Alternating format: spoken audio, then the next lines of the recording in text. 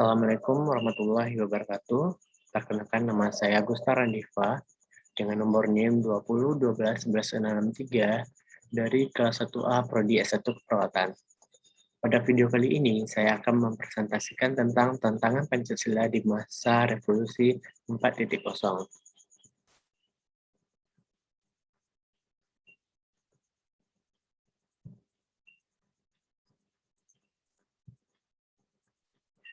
Perjalanan sejarah Pancasila sebagai ideologi sering diterpa banyak sekali peristiwa, salah satu sejarah yang telah terjadi dalam gerakan 30 SPKI yang dianggap sebagai pembuktian bahwa Pancasila tidak mudah untuk hilang di negeri Indonesia.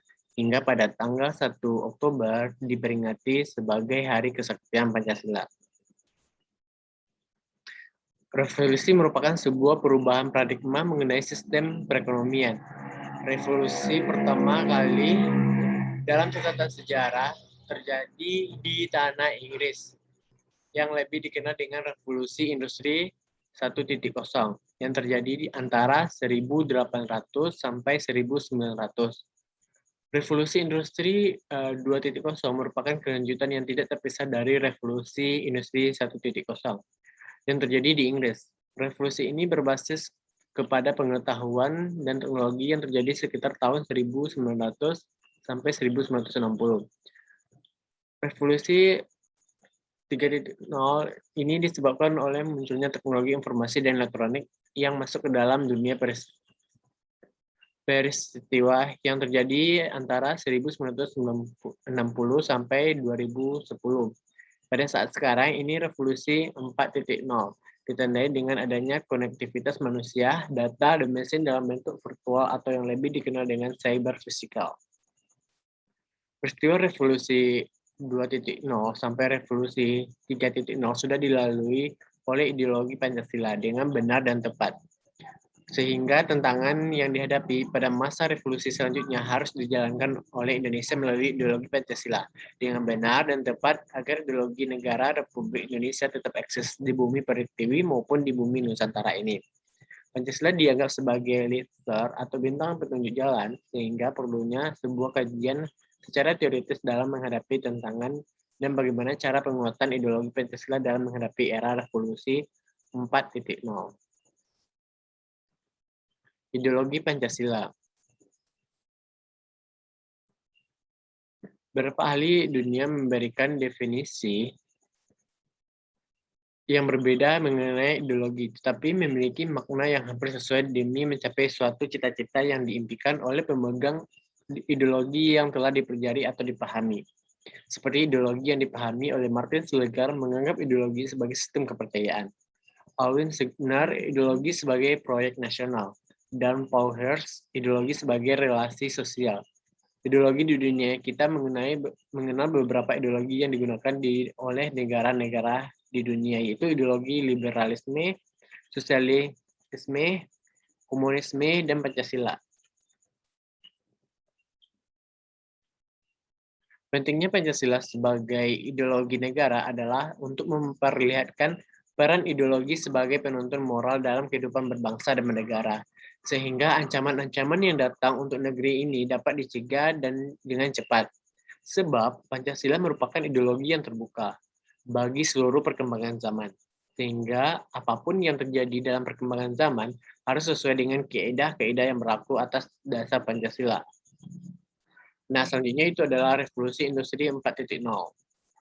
Sejarah revolusi dimulai dari 1.0, 2.0, 3.0, hingga 4.0. Masih merupakan real change dari perubahan yang ada. 4.0 ditandai dengan mekanisme produksi untuk menunjang efektivitas dan efisiensi aktivitas manusia. 2.0 dicirikan oleh produksi massal dan standar mutu. 3.0 ditandai dengan penyelesaian massal dan fleksibilitas manufaktur berbasis otomasi dan robot. 4.0 selanjutnya hadir menggantikan 3.0 yang ditandai dengan cyber fisik dan kolaborasi manufaktur.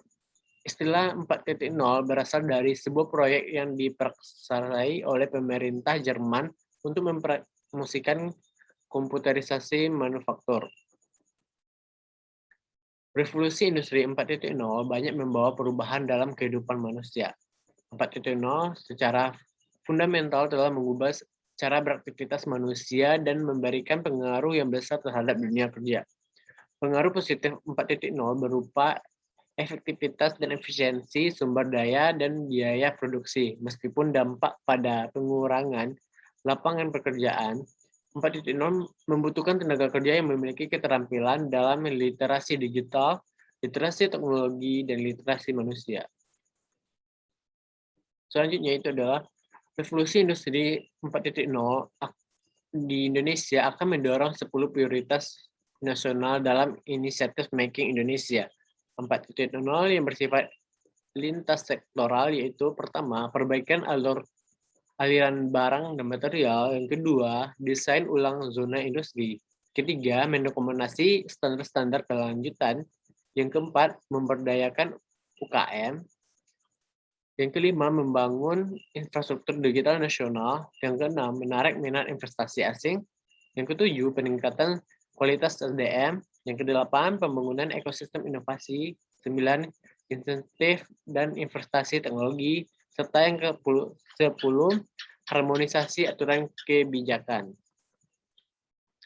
Dengan adanya revolusi 4.0, sehingga tantangan ideologi Pancasila semakin kompleks dalam mengikuti perkembangan zaman. Tantangan tidak hanya datang dari sosio-ideologi, liberalisme, komunisme, individualisme, etisme, kapitalisme, dan dalam kehidupan sosial, seperti narkoba, terorisme, dan korupsi, serta kebudayaan global. Tetapi tantangan ideologi Pancasila juga datang dari segi ekonomi.